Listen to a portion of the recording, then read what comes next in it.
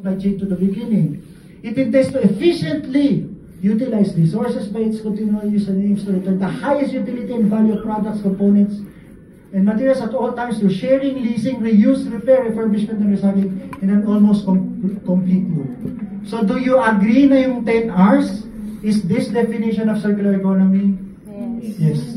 Pinakita ko lang sa inyo yung example, pero ito yung official definition. Ngayon, ang green economy, is that different? A little bit, because green economy is bigger. So, Philippine Green Jobs Act of 2015 naman yung nag-define ng green economy. It refers to one which is low carbon, resource efficient, resource generation of green jobs, improve human well-being, social equity, significantly reducing environmental risks, and ecological scarcities. So, medyo bigger siya. Circular economy is a huge contributor to green economy and we want to support both under this project. So, salamat po sa pakikinig.